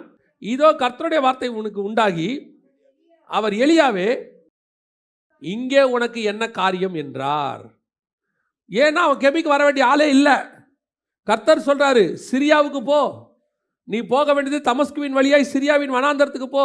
அது நார்த்தில் இருக்கு, ஆப்போசிட் டைரக்ஷன். இவர் போனது ஓரேபு, சவுத்தில் இருக்கு, ஈஜிப்டில். அது சிரியா தேசம், இது எகிப்து தேசம். ராங் ரூட்டில் எலியா போயிட்டு இருக்கிறாரு. போய் ஒரு கெபியை பார்த்து தங்கிட்டார். எலியாவுக்கு எப்படி இந்த ஐடியா வருது? 1 ராஜாக்கள் 10:17 கர்த்தருக்கு முன்பாக நிற்கிற நான். அதே ஆளு ஆகாபை பார்த்து ஆகாபை வர சொல்லு. இவ்வளவு சொல்ல தெரிஞ்ச எலியாவுக்கு ஏசபேலின் வார்த்தையை கேட்ட உடனே ஓடி போய் கெபிக்குள்ள தங்கணும்னு ஒரு தாட்டு ஏன் வந்துச்சுன்னா, இங்க ஒருத்தன் ஏற்கனவே ஒரு விதையை போட்டான். என்ன விதையை போட்டானா, கெபியில தீர்க்கதரிசிகளாம் பத்திரமா இருக்காங்க, சாப்பாடு தண்ணி கொடுக்குறோம். இந்த வார்த்தை ஏன் எலியாவுக்கு வந்ததுன்னா, ஒபதியாவை பார்த்ததுனால. ஏன் இவர் ஒபதியாவை பார்த்தாருன்னா, ஆகாபை பார்க்குற ரூட்ல போல, இவர் ஒபதியா போன ரூட்ல போயிட்டார். அதனுடைய விளைவு சில நேரங்களில் படிக்கிறதுக்கு ரொம்ப சாதாரணமாக இருக்கும் விஷயத்தை. வசனம் தெளிவாக சொல்லுது, ஆகாபு வழியை பகுத்து கொண்டு ஆளுக்கு ஒரு புறமாக போனார்கள். ஆனால் இவன் பார்க்க போனது ஆகாப்ப, ஆனால் பார்த்தது யார? இதுதான் நாம் செய்யக்கூடிய 2வது மிஸ்டேக். கர்த்தர் உங்களுக்கு உங்கள் ஊழியத்திலேயோ ஆவிக்குரிய வாழ்க்கையிலையோ சரியான ஆளை கொடுப்பார். அவர் போய் இவங்களை மீட் பண்ணுன்னு சொல்வார். உங்களோட கூட கொண்டு ஒரு சிலரை இணைப்பார். ஆனால் நீங்கள் அவங்கள தான் போய் பார்க்கணும். இப்போ பாருங்க, ஒபதியா நீதிமானா ஆகாபு நீதிமானா? ஆகாபை விட யார் நீதிமான்? ஒபதியா நீதிமான். ஏசபேலும் ஆகாபும் போஸ்டிங்கில் வேணால் பெருசாக இருக்கலாம், கர்த்தருக்கு முன்பாக ஒபதியா ரொம்ப நல்லவன். ஆனால் நீங்கள் பார்க்கக்கூடாத ஆள். சில நேரங்களில் நம்ம என்ன நினைக்கிறோன்னா, இந்த ஆள் நம்ம கூட இருந்தால் சரியாக இருக்கும், இவங்க நம்ம கூட இருந்தால் பர்ஃபெக்டாக இருக்கும் அப்படின்னு நினைக்கிறோம். ஆனால் ஆண்டவர் சொல்கிறாரு, அவன் உனக்கு ஏற்ற துணை கிடையாது, அது நான் கொடுத்தது கிடையாது. நான் உன்னை பார்க்க சொன்னது ஆகாப்ப. நீ அங்கே போ. நீ ஆகாப்பை பார்த்துருந்தீன்னா கதையே வேற. இப்போ யோசிச்சு பாருங்க, கொஞ்சம் இப்படி யோசிச்சு பாருங்க. எலியாவுக்கு தெரியாது, கெபின்னு ஒரு விஷயமே தெரியாது, கெபிக்கு போனால் தப்பிக்கலாங்கிற விஷயமே தெரியாது. இப்போ ஆட்டோமேட்டிக்காக ஆகாபை பார்க்கும் போது எலியா சொல்லியிருப்பாரு, மழை வரப்போது, கர்த்தர் காரியங்களை வாய்க்க பண்ண போகிறாரு. இப்போ ஏசபேல் சொல்கிறாங்க, நீ எங்கள் ஆளுங்களாம் வெட்டிட்ட, நான் உன்னை வெட்டுவேன். அடுத்து என்ன சொல்லியிருப்பான ஏசபேல்? என் தலையை வாங்க பார்க்குறியா, உன் தலையை கர்த்தர் வாங்குவார். இதுதான் எலியாவுடைய ஸ்டேட்மெண்ட்டாக இருக்கும் எப்போவுமே. ஏதாவது ஆகாபு சொன்னால் இன்னைக்கு நீனா இல்லை நீதான்பா. எலியா கிட்ட அப்படி பேசவே முடியாது முதல்ல யாராலையும். ஆனால் இவ்வளவும் ஒரு சேஞ்ச் ஆகி போச்சு எலியா கிட்ட. என்ன காரணம்? he choose the wrong way. அது மட்டும் இல்லை, ராங் பர்சன். நீங்கள் அவரை போய் பார்க்கும்போது அவன் என்ன பண்ணுவான் தெரியுமா? பல நேரங்களில் நீங்கள் உங்கள் ஆவிக்குரிய வாழ்க்கையில் ஒரு சிலரை இவர் துணையாக இருந்தால் நல்லா இருக்கும், இவருடைய ஆலோசனை நமக்கு ஏற்றதாக இருக்கும் அப்படின்னு நினைக்கிறீங்கள, அவங்க என்ன பண்ணுவாங்கன்னா, உங்களுடைய மாம்சத்துக்குரியதான தேவைகளுக்குரியதான அந்த ஆலோசனையை கொடுத்துருவாங்க. ஆனால் அந்த ஸ்பிரிச்சுவலாக நிற்க வேண்டிய கம்பீரம் இருக்குல்ல, உங்கள் அபிஷேகம், அது காணாமல் போயிடும். இப்போது லோத்துவா இருக்கட்டும், ஆபிரகாமா இருக்கட்டும், லோத்து ஆபிரகாமோடு கூட இருப்பது தேவ திட்டம் கிடையாது. லோத்து நீதிமான் தான், மாற்று கருத்து கிடையாது. ஆபிரகாம் நீதிமான் தான், மாற்று கருத்து கிடையாது. ஆனால் இந்த 2 நீதிமானும் ஒன்றா இருக்க முடியாது, அவ்வளோதான். இப்போ லோத்து யாரு? ஆபிரகாமோடைய சொந்தக்காரன். அப்போது ஆபிரகாமுக்கு நம்ம அண்ணன் பையன், தம்பி பையன் நம்ம கூட இருக்கட்டுமே, நல்லா இருக்கட்டுமே. லோத்து நல்ல திறமசாலி தான், அவரும் நல்லா சம்பாதிக்கிறார். ஸோ 2 பேரும் போனால் நல்லா இருக்குமே, உண்மைதான். ஆனால் லோத்து கூட நீ இருக்கக்கூடாதே. ஆண்டவர் ஒன்று அவனை பார்க்க சொல்லலையே. ஒரு நாள் என்ன வந்தது? வாக்குவாதம் உண்டாயிற்று. ஒரு நாள் பிரிவினை வந்துச்சு, பிரச்சனை வந்துச்சு. இதுதான் கர்த்தர் உங்களுக்கும் எனக்கும் வைக்கிறதான பாதை. நாம் பார்க்க வேண்டியது வேற பர்சன், ரைட் பர்சன். நாம் என்ன பண்ணிகிட்டு இருப்போம்? வேற ரூட்டில் போயிட்டு இருப்போம். இப்போ எலியா மட்டும் இங்கே நீங்கள் முன்னாடி கொஞ்சம் அப்புறம் இந்த ஆங்கிளில் படித்து பாருங்க. ஒவ்வொன்றுத்துக்கும் எலியா போய் கேட்டுக்கிட்டே இருப்பார். முன்னாடி என்ன சொன்னார்? பனியும் மழையும் பெய்யாது, நான் சொல்லுகிறேன் அப்படின்னு சொன்னார் தானே. ஆனால் இப்போ ஆண்டவரே, இந்த வீட்டுக்கு இப்படி தீங்கு வர பண்ணுவீரோ, ஏன் இப்படி பண்ணீங்க ஆண்டவரே அப்படிங்கிறார். அடுத்து மழை வருது. மழை எப்போ வரும்னே அவருக்கு தெரியல. போய் பாரு, மேகம் வருதா வருதா வருதா வருதாங்கிறார். 7 தடவை கேட்குறாரு, வருதா பாரு வருதா பாருன்னு. 7வது தடவை சொல்கிறான், ஒரு உள்ளங்கை மேகம் வருது. Right, okay. ஏன் இவ்வளோ பிரச்சனை? எலியா அக்கினியை அப்படின்னா இறக்கிடுவார். இறங்குனா இறங்கும், கேட்டருளும்னா என்ன செய்யும்? அக்கினி இறங்கும். ஆனால் விஷயம் என்ன ஆயிடுச்சு? இப்போ அவருடையதான ஸ்பிரிச்சுவல் ஸ்டாண்டர்டே மாறுது இந்த இடத்துல. 7 தடவை பார்க்குறாரு, என்னாச்சு என்னாச்சு என்னாச்சு. இப்போ எந்த பக்கம் போனால் ஆகாவை பார்க்கலான்னு தெரியல அவருக்கு. அவர் போகிற ரூட்டில் ஒபதியா வந்துக்கிட்டு இருக்கிறான். ஆனால் அவர் போக வேண்டியது ஆகாவை பார்க்க வேண்டியது. இன்னைக்கு 2வது நம்ம வாழ்க்கையில் நம்ம எந்த வழியில் யாரோட ட்ராவல் பண்ணுறோங்கிறது தான் ரொம்ப முக்கியம். கர்த்தர் உங்களுக்கு ஆசீர்வாதத்தை வச்சிருக்கிறார். இப்போ எலியாவை கொண்டு மழை பெய்ய போகுது, மாற்று கருத்தே இல்லை. ஆனால் அதை போய் அவர் யாருக்கிட்ட சொல்லணும்? ஆகாபுக்கிட்ட சொல்லணும். ஆனால் யாருக்கிட்ட சொல்லிக்கிட்டு இருக்கிறாரு? ஒபதியாதுக்கிட்ட சொல்லிக்கிட்டு இருக்கிறாரு. அதனால தான் நான் எப்பவுமே எந்த ஒரு விஷயத்துலையுமே நான் ஒரு விஷயத்தில் கொஞ்சம் கேர்ஃபுல்லாக இருக்கணும்னு நினைப்பேன். என்னென்னா, நிறைய பேர் நமக்கு அட்வைஸ் பண்ணுவாங்க. அட்வைஸ் பண்ணுறது நிறைய பேர் கொடுப்பாங்க. ஆனால் அவர்கள் சொல்கிறது பார்த்தீங்கன்னா நமக்கு ஏற்றதாகவே இருக்கும். நம்ம காதுக்கு நல்லா இருக்கும். சில நேரத்தில் நமக்கு அது களி கூறுதலாக இருக்கும். ஆனால் கர்த்தருடைய திட்டமாக இருக்காது. கர்த்தர் உன்னை பார்க்க சொல்கிற ஆள் உனக்கு பிடிக்காத ஆளாக கூட இருக்கும். நீங்கள் விரும்பாத ஆள் கூட இருக்கும். ஆனால் அவங்ககிட்ட தான் உங்கள் ஆலோசனை இருக்கும்.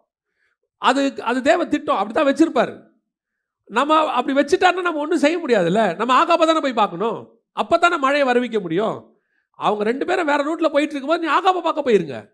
வேறு ஒரு பிரச்சனையும் இருக்காது. கெபியை பற்றி தெரியாது, அங்கே ஓடணும்னு தோணாது, எது வந்தாலும் நடக்காது. ஸ்ட்ரைட்டாக காட்ஸ் வேர்ட் மட்டும் போயிட்டே இருக்கும். எலியா நான் ஏன் சாகுறேங்கிற இடத்துக்கு போயிட்டாருன்னா, ஒபதியா வழியாக ஆட்டோமேட்டிக்காக போட்டு வச்சுட்டான் ஒரு விதையை உள்ள. பயப்படாத, ஏதாவது பிரச்சனைனா கெபி இருக்கு. இவர் எப்பேற்பட்டவர்? பிரச்சனை வந்தால் ஏற்று நிற்கிறவர். இப்போ பிரச்சனை வந்தால் ஓடி ஒளியணும் அப்படிங்கிற ஒரு விதை போட்டாச்சு. இது எலியாவுடைய 2வது பிரச்சனை.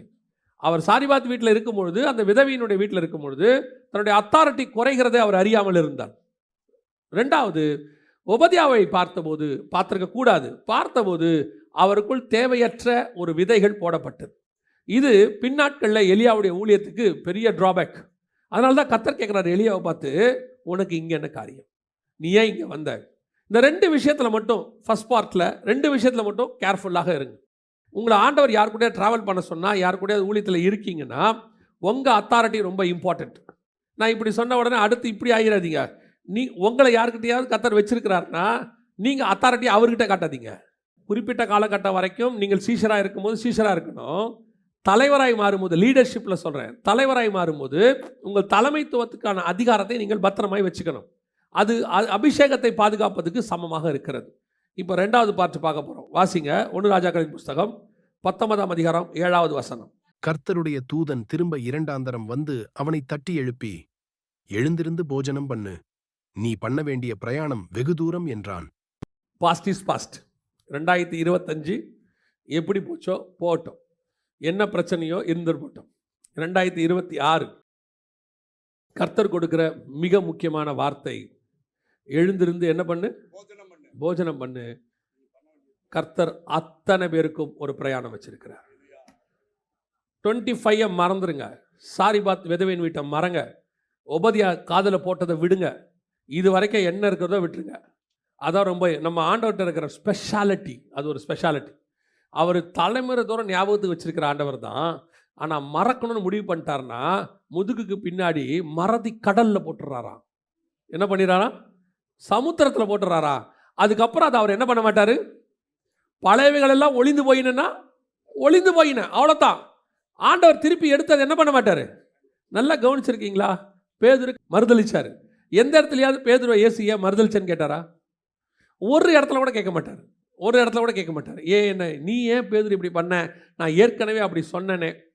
இந்த பழையவைகள் ஒளிந்து போயின்ற ஒரு விஷயம் இருக்குல்ல, அது ரொம்ப பெரிய விஷயம். அது அந்த விஷயம் உங்ககிட்ட இல்லாட்டி புதுசான காரியம் உங்ககிட்ட வரவே வராது. இப்போ ஒரு பிரயாணம் கர்த்தர் பண்ண சொல்லிட்டாருன்னா, இப்போ எழுந்திரிச்சு நீங்கள் பண்ண பிரயாணம் பண்ணிடணும்.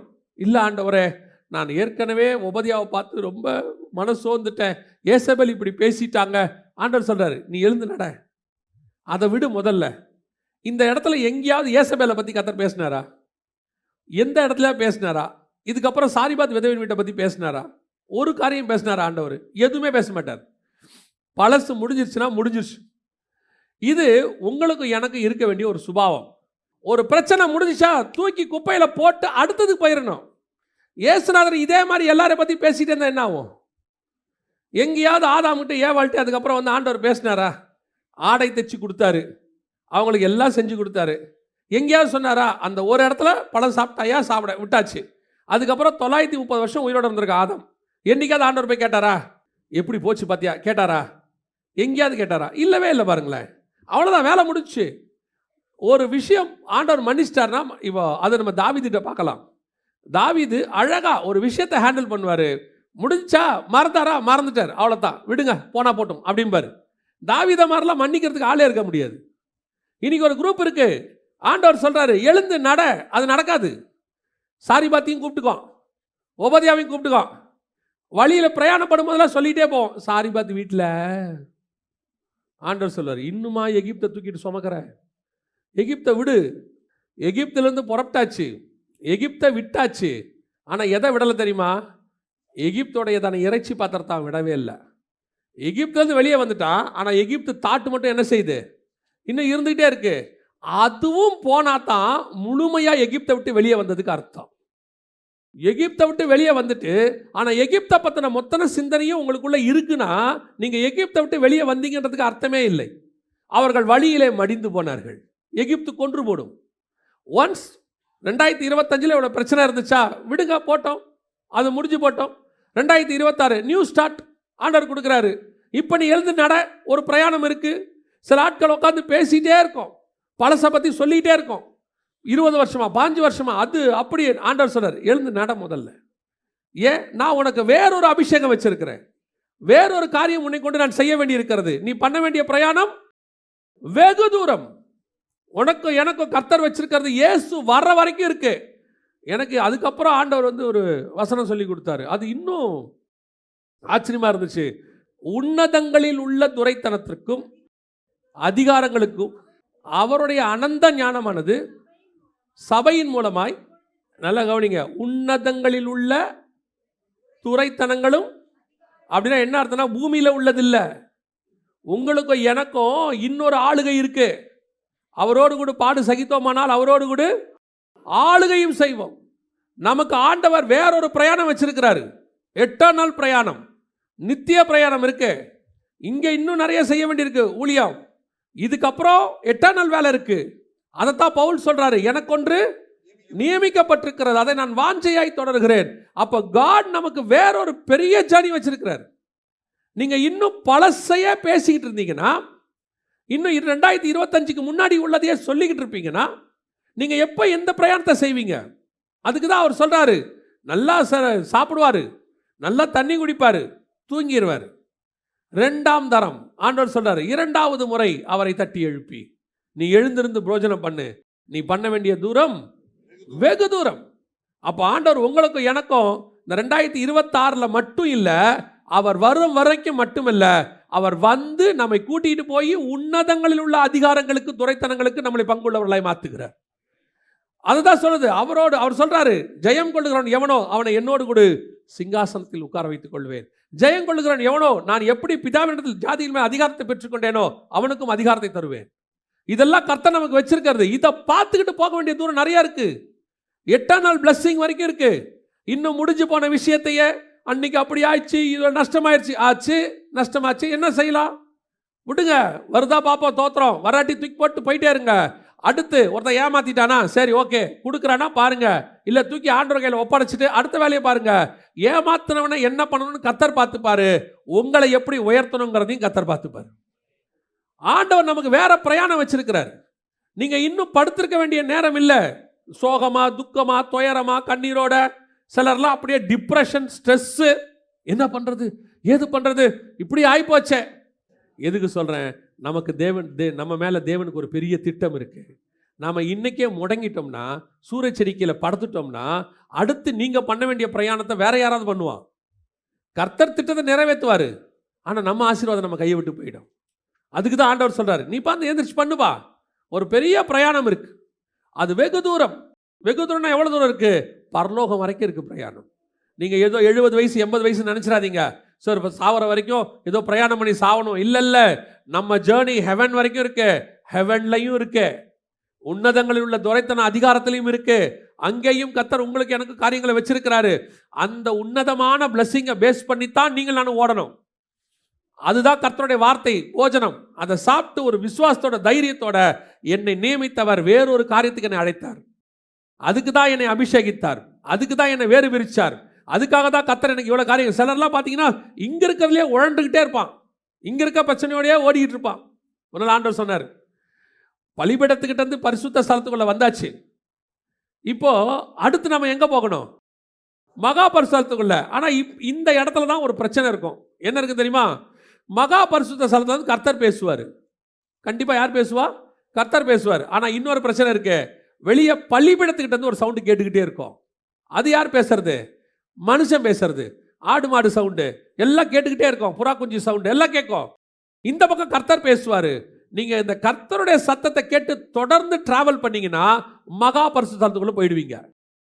இல்லை இந்த ஆடு மாடு சத்தம், வெளியே இருக்கிற மனுஷ சத்தோட கேட்டுக்கிட்டே இருந்தீங்கன்னா இங்கே தான் இருப்பீங்க. ஒரு நாள் உங்களை அது வெளியவும் கூட்டு போயிடும். திருப்பி பேக் ஸ்லைட் ஆகிடுவீங்க. நிறைய பேருடைய பிரச்சனை இதுதான். நல்ல ஆவிக்குரிய வாழ்க்கையில் வளர்ந்துக்கிட்டே இருப்பாங்க. ஒரு இடத்துல அப்படியே சூரச்செடிக்கிட்ட வந்து உட்காந்துருவாங்க. கர்த்தர் பேசுவார், ஆனால் போகாது. எழுந்திருந்து போஜனம் பண்ணு, சாப்பிடுவான், திருப்பி படுத்துருவான். இவனாவது பரவாயில்ல, 2வது தடவை ஏஞ்சிட்டான். சிலர்லாம் 10 வருஷமாக படுத்து கிடக்கு. ஏன் படுத்து கிடக்க? இல்லை, அன்னைக்கு எனக்கு அப்படி ஒரு விஷயம். ஆண்டவர் சொல்கிறாரு, உன்ன மாதிரி விஷயம் யாருக்குமே நடக்கலையா? உன்ன மாதிரி விஷயம் யாருக்குமே நடக்கலையா? உனக்கு மட்டும்தான் நடந்திருக்கா? எதுக்கு பைபிளில் இவ்வளோ விஷயத்தை எழுதி கொடுத்துருக்கோம்? உன்ன மாதிரி உனக்கு நடந்த சம்பவம் உனக்கு முன்னாடி இன்னொருத்தருக்கு நடந்திருக்கு. அவங்களை எப்படி ஆற்றி தேற்றி பாதுகாத்து உருவாக்கி ஆசீர்வதித்த தேவன் உங்களையும் அப்படி நடத்த வல்லமை உள்ளவர் என்பதுக்கு தான் இதை எழுதி கொடுத்துருக்கிறார். உலகத்தில் இருக்கிற அத்தனை பேருடைய பிரச்சனை இது உள்ள இருக்கும். உங்கள் பிரச்சனை இதுக்குள்ளே இருக்கு. இதிலிருந்து உங்களை எப்படி டெலிவரன்ஸ் பண்ணாருங்கிறத நீங்கள் பார்க்கணும். எழுந்திரிச்சு ஓடணும். சிலர்லாம் டிப்ரெஷனில், ஸ்ட்ரெஸ்ஸில் அப்படியே மொத்தத்தையும் முடக்கிக்கிட்டு, அப்போ தான் எனக்கு ஆண்டவர் சொல்லி கொடுத்தாரு, ஏச்சு ஓடு, உனக்கு இருக்க பிரச்சனை யாருக்குமே இல்லையா? இருக்கு. பிரச்சனையோட உட்காராத, எந்திரிச்சு நீ ஓடிக்கிட்டே இரு. இல்லை, என்னால் முடியாத ஆண்டவரே, அவங்க அப்படி பேசுகிறான், இவன் இப்படி பேசுகிறான். பேசுகிறவன் எதுக்கு பேசுகிறான் தெரியுமா? உன்னை ஓட விடாமல் நிற்க வைக்கிறதுக்கு தான் பேசுகிறான். நீ ஓடிக்கிட்டே இருந்தீங்கன்னா அவன் பேச மாட்டான். அதுக்கப்புறம் அவன் ஒரு இடத்துல நின்று பேசிக்கிட்டே இருக்கான். நீ அங்கேயே நிற்கிறதுனால தான் அவன் பேசுகிறதும் காதில் விழுந்துக்கிட்டே இருக்கு. நீ ஏஞ்சிச்சு ஓடிற, அவன் பேசுகிறதும் காதில் விழவே விழாது. இதுதான் கர்த்தர் நமக்கு வச்ச பிரயாணம். You must travel. சுற்றிக்கிட்டே இருக்கணும், ஓடிக்கிட்டே இருக்கணும். நிற்கிறது கெட்டு போகும், நிற்கிறது தொலைஞ்சு போகும். நீ ரன்னிங்லேயே இருக்கணும். நல்ல போராட்டத்தை போராடினேன். போராடிட்டே இருக்கணும். இருக்கதான் செய்யும் போராட்டம். ஆண்டவர் சொல்றார், எழுந்து நட. 2026 2025 முடங்கினவர்கள் 2026 ஓடணும். 2025 படுத்தவர்கள் 2026 எழுந்திருக்கணும். இல்லை நடக்காது, ஆகாதுன்னு 2025 சொல்லியிருப்பாங்க. 2026 கர்த்தர் சொல்றாரு, ஆகும், நடக்கும், முடியும். ஏன்னா உன்மேல் கர்த்தர் வைத்த அபிஷேகம் அப்படிப்பட்டது. உன்னை அழைத்த அழைப்பு பெருசு, அதனுடையதான முடிவு வேற. அதுக்கு தான் கர்த்தர் வச்சிருக்கிறார். நாம எப்போ எங்க வந்து சோர்ந்து போகிறோம் தெரியுமா? போதும் ஆண்டவரே, போதும் கர்த்தாவே. ஆண்டவர் சொல்ல, இந்த வார்த்தையை கர்த்தருக்கு பிடிக்காது. போதும் யார் சொல்லணும் தெரியுமா? கர்த்தர் சொல்லணும். தானியேல் போய் கேட்டுக்கிட்டே இருக்காரு, ஆண்டவரே எனக்கு வெளிப்படுத்துங்க, இது என்ன? 1330 நாள்னா என்ன? 2300 நாள்னா என்ன? ஆண்டவர் சொல்றாரு, தானியேலே நீ போகலாம், உன் சுதந்திர வித்தை சுதந்திரம் போய் இளைப்பாரி கொண்டு. ஆண்டவர் சொல்லணும். மோசையை பார்த்து ஆண்டவர் சொல்லணும், சரி நீ போ, அந்த பிஸ்காவின் கொடுமுடியில் ஏறு, பார்த்துட்டு உனக்கு மரணம் வந்துருச்சு போதும் அப்படின்னு ஆண்டவர் சொல்லணும். இது நம்மளே நமக்கு வச்ச அழைப்பில் உலகத்தான் சொல்கிறான். அன்றைக்கி ஒரு ஆள் ஒருத்தர் பேசிகிட்டு இருக்காரு இன்டர்வியூவில். அவர் சொல்கிறாரு, என் வாயால் நான் சாகிறேன்னு சொல்ல மாட்டேங்க அப்படிங்கிறார். நான் அவர் சொல்கிறேன், அவர் பேசிகிட்டு இருக்கும்போது, ஏன் சார் அப்படின்னு அவர் சொல்கிறார், ஏன் சார் சாகணும்? நல்லா வாழணும் சார், எவ்வளோ விஷயங்கள் செய்யணும் சார். நம்ம பாருங்கள், ஒரு உலகத்தானுக்கு என்ன டார்கெட்னே தெரியல, அவனா ஒரு டார்கெட் ஃபிக்ஸ் பண்ணிக்கிறான். அவனுக்கே அதை செஞ்சு முடிக்கணுங்கிற எண்ணம் இருக்குது. நீங்களும் நானும் தாயின் கருவில் உருவாகும் போதே ஒரு பிளானோடு கொண்டு வரப்பட்டவர்கள், ராஜாக்களும் ஆசாரியமாக அழைக்கப்பட்டவர்கள். நீங்கள் உட்கார டைம் வேஸ்ட் ஆகிட்டே போகுது. உங்களை கொண்டு செய்ய வேண்டியது டிலே ஆகிட்டே போகுது. நீங்கள் அந்த டிலேவை பெருசாக எடுத்துக்க மாட்டேங்கிறீங்க. என்ன ஆகட்டும், இன்னும் கொஞ்ச நாள் பார்க்கலாம், ஆண்டவர் ஏதாவது செய்வார். எதுவும் செய்ய மாட்டார், சாப்பாடு தான் தருவார். எழுந்திரிச்சு நடக்க வேண்டியது உங்கள் வேலை தான். தேவைப்பட்டால் லோத்துவை கையை பிடிச்சி வெளியே விடுவார். நடக்க தெரிஞ்ச ஆளை அவர் தான் நடக்க வைப்பார். நீங்கள் தான் நடக்கணும். 2026 ஒரு தீர்மானம் பண்ணுங்க, இனி நான் என்ன செய்ய மாட்டேன், படுத்திருக்கலாம் மாட்டேன், எழுந்திரிச்சு நான் நடக்க போகிறேன். எப்படி நடக்க போகிறேன்? கர்த்தர் எனக்கு நியமித்தவைகளை நடக்க போகிறேன். கர்த்தர் எதற்காக உங்களை அழைத்திருக்கிறார் அதை சொல்லிட்டு நான் முடிக்கிறேன். வாசிங்க, 1 ராஜாக்களின் புத்தகம் 19ஆம் அதிகாரம் 15-16 வாசிங்க. அப்பொழுது கர்த்தர் அவனை பார்த்து, நீ தமஸ்குவின் வழியாய் வனாந்தரத்திற்கு திரும்பி போய் ஆசகேலை சீரியாவின் மேல் ராஜாவாக அபிஷேகம் பண்ணி, பின்பு நிம்சியின் குமாரனாகிய யெகூவை இஸ்ரவேலின் மேல் ராஜாவாக அபிஷேகம் பண்ணி, ஆபேல் மேகொலா ஊரானான சாப்பாத்தின் குமாரனாகிய எலிசாவை உன் ஸ்தானத்திலே தீர்க்கதரிசியாக அபிஷேகம் பண்ணு. நல்லா கவனிங்க. இந்த சூரச்செடிக்கு முன்னாடி இருக்கிற வரைக்கும் எலியாவுடையதான காரியம் என்னன்னு கேட்டால், அற்புதம் செய்கிறது, அக்கினி இறக்கிறது, தேசத்தில் ஒரு எழுப்புதல், இதெல்லாம் நடந்துக்கிட்டே இருந்துச்சு. பயங்கர மிராக்கிள் பெருசு, இது நடந்துக்கிட்டே இருந்துச்சு. ஆனால் இப்போ சூரச்செடிக்கு அப்புறம் நீ எழுந்திருந்து போஜனம் பண்ணுன்னு சொன்ன உடனே கர்த்தர் சொல்கிற வார்த்தை என்ன தெரியுமா? இனி அக்கினி இறங்கும், அதெல்லாம் கிடையாது. இனி நீ அடுத்த ஜென்ரேஷனை உருவாக்குறவனாய் மாறிடுவேன். உன்னை கொண்டு கர்த்தர் என்ன செய்ய போகிறாரு? இன்னொரு தலைமுறையை உருவாக்க போகிறாரு. உன் அபிஷேகத்தை 2 மடங்காக கொடுக்க வேண்டிய இடத்துக்கு நீ வந்துடுவேன். நல்லா கவனிங்க, ஊழியம் நம்ம பண்ணுவது ஒரு பார்ட், அடுத்த தலைமுறையை உருவாக்குவது அதே ஊழியத்தில் 2வது பார்ட். அன்றைக்கி உட்காந்து தம்பிகளோட பேசிகிட்டு இருந்தேன். அப்போ நல்லா கவனிச்சிங்கன்னா, கர்த்தர் பவுலை வெளியே விட்டால் மினிஸ்ட்ரி, அவர் அடித்தாலும் உதைச்சாலும் ஊழியம் பண்ணிடுவார். அந்த அன்றைக்கி அந்த ஊரில் ஒரு பட்டணத்தில் ஒரு கூட்டம் விசுவாசிக்கும், என்ன பண்ணுறது தெரியாது. வெளியே விட்டோம்னா, பவுலை தூக்கி உள்ளே வச்சோம்னா அடுத்த ஜென்ரேஷனுக்கு மினிஸ்ட்ரி எழுதிடுவார், நிருபங்கள் எழுத ஆரம்பிச்சிருவார். உள்ளே வச்சாலும் மினிஸ்ட்ரி, வெளியே விட்டாலும் மினிஸ்ட்ரி. வெளியே விட்டால் இந்த ஜென்ரேஷனுக்கு மினிஸ்ட்ரி, உள்ளே வச்சா அடுத்த ஜென்ரேஷனுக்கு மினிஸ்ட்ரி. அப்போ உங்களை எண்ணியும் கர்த்தர் 2 காரியங்களோட தான் கொண்டாந்துருக்கிறார். ஒன்று சூரச்செடிக்கு முன்னாடி, இது நம்ம இப்போ பண்ணுற ஊழியம். இதில் நம்ம எதிர்பார்க்குறோம் அக்கினி இறங்கணும், அதை பண்ணணும், நல்லா பெர்ஃபார்ம் பண்ணணும், கர்த்தருக்காக ஏதாவது சாதிக்கணும், வைராக்கியம், இதெல்லாம் நல்லது, கர்த்தர் இல்லைன்னே சொல்கிறாரு.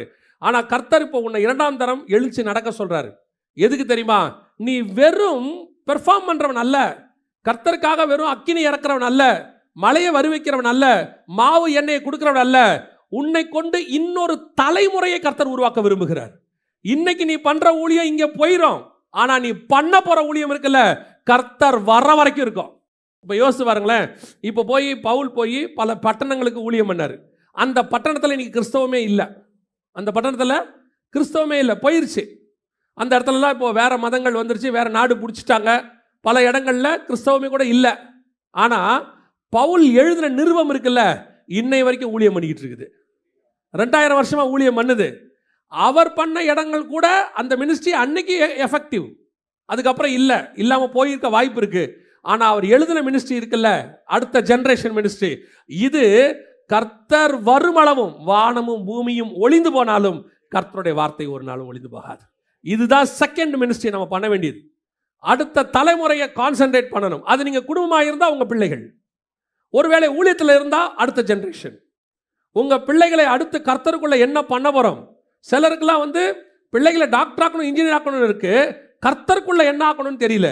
இப்போ 2026 ஒரு தீர்மானம் பண்ணுங்க, உங்கள் பிள்ளைகள் நீங்கள் எவ்வளோ படிக்க வச்சாலோ, எவ்வளோ ஞானம் இருக்குதோ அதுக்கேற்ற மாதிரி படிச்சுருவாங்க. ஆனால் உங்களால் உங்கள் பிள்ளைகளுக்கு கொடுக்க முடியாது என்ன தெரியுமா? பரலோகத்தினுடைய ஞானம்.